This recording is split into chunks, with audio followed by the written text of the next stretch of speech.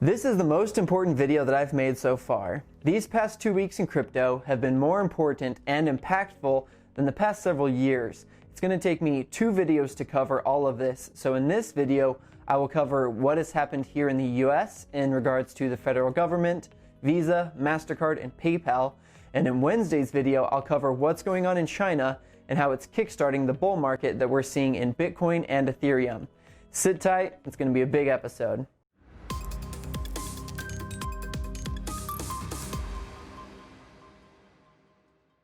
Welcome to the newly rebranded DeFi Now, where we give you the knowledge to thrive in the next generation of finance. I'm Josh Cross, and we've got our DeFi dog, Steve Irwin here. Irwin, up. All you, buddy. If you're new here, welcome, and be sure to click those subscribe and bell buttons, or smash them if that's your style. Now let's jump in.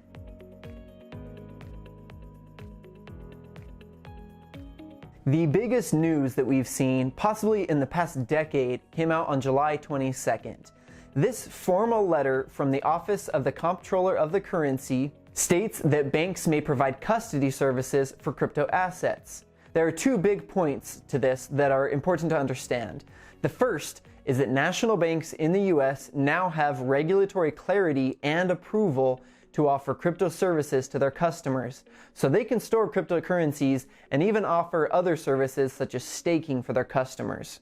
The letter stated, "From safe deposit boxes to virtual vaults, we must ensure banks can meet the financial services needs of their customers today." This opinion clarifies that banks can continue satisfying their customers' needs for safeguarding their most valuable assets, which today, for tens of millions of Americans, includes cryptocurrency. This undoubtedly will lead to a mad rush by all banks in the country to offer these services to their customers in an arms race to grab as much market share as possible, and pushing this space forward and opening up the cryptocurrency space to everyone with a bank account. The second important point is that the US government is beyond banning cryptocurrencies. The largest risk to crypto is now all but evaporated. We already have tens of millions of Americans using crypto. We have institutional trusts set up for large investors and hedge funds. You can already store your Bitcoin in your IRA. You can have a crypto savings account. You can take out a crypto loan. You can deposit funds and let other people loan it, and it's over collateralized, so the risk is really minimized in that. It is impossible to overstate the importance of this.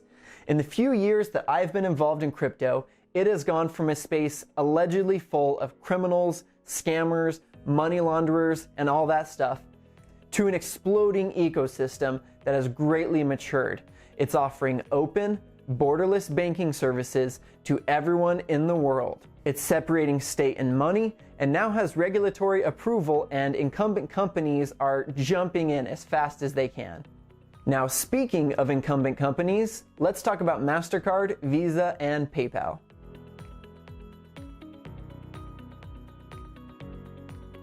Mastercard recently announced that they are expanding their offerings for cryptocurrency card issuers.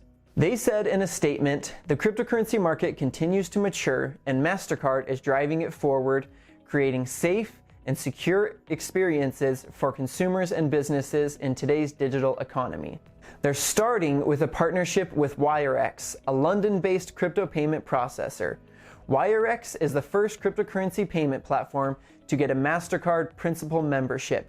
This means they can directly issue crypto payment cards without another company being involved.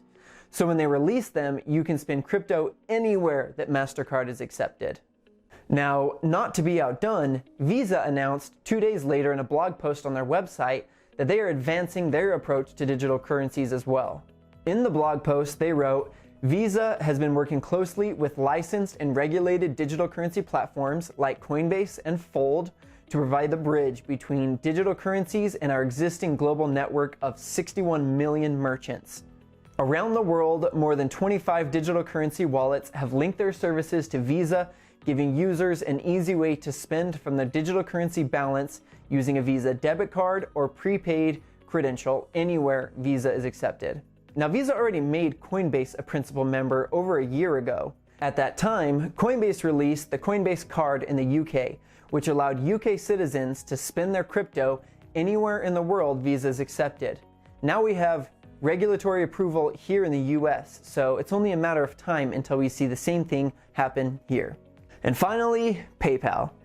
I released a video on July 5th of how banks are lying to you. You can see it here. And in this video, I mentioned that PayPal wasn't going to let Cash App take all the market share for cryptocurrencies, and they would likely join. Then a report came out July 22nd showing that PayPal is reportedly planning to use the crypto company Paxos to supply crypto services within the PayPal ecosystem. Now, while this hasn't officially been announced by PayPal or Paxos, it does stand to reason. PayPal was one of the first companies to join Facebook's Libra Foundation and was also one of the first to jump ship when they saw the regulatory trouble that Libra faced. Add this to the regulatory approval, and it's likely we'll see PayPal offer cryptocurrency services within their platform. And in my opinion, I think they'll likely make their own coin to use within their platform, as this would give them a lot more influence in the industry, and it would be a lot more lucrative for them than simply offering custody. With these finance giants getting involved, there is now the growing risk that they will do what large financial institutions always do to maintain their monopolies. They will lobby for new regulations that make it near impossible for smaller companies to compete with them. This way, they can gain massive market shares as fast as possible and crush the competition. This presents a real threat to smaller centralized companies, but they will not have a big effect on decentralized finance. And in fact, they will probably use DeFi in their backends and then offer services in the front end for their customers who don't want to learn more. And they're going to stick fees on everything they touch, as they always do. So it is more important than ever that we learn to use and understand the decentralized alternatives rather than sticking with the large institutions that caused many of the issues in the first place.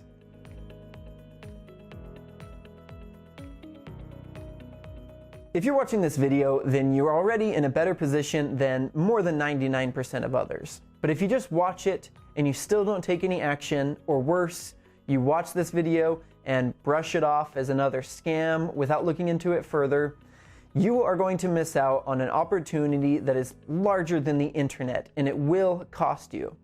Even with all this happening, most people still don't understand the value of what is being created, and most people won't learn about it and won't make the switch until they absolutely have to.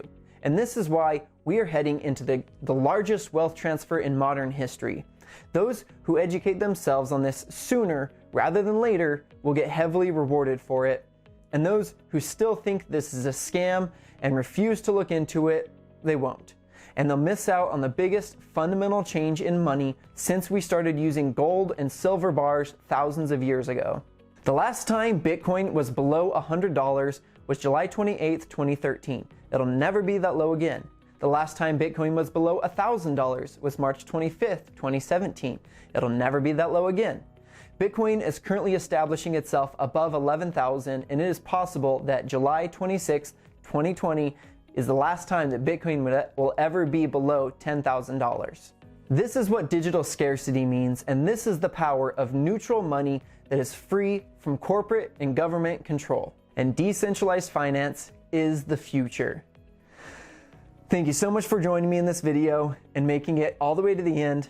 If you appreciate the knowledge I've shared, be sure to hit those like, subscribe, and bell buttons to help this channel grow. And I'm sure you have lots of questions and counterpoints and polite disagreement, and all of that is always encouraged in the comments below. So hit me with them down there or by emailing me at contact@defi-now.com. On Wednesday, we'll cover the banking crisis in China and how it has caused much of the price increases of the past couple weeks. So make sure you subscribe so you don't miss that one. As always, thank you so much for watching. Take care and stay educated.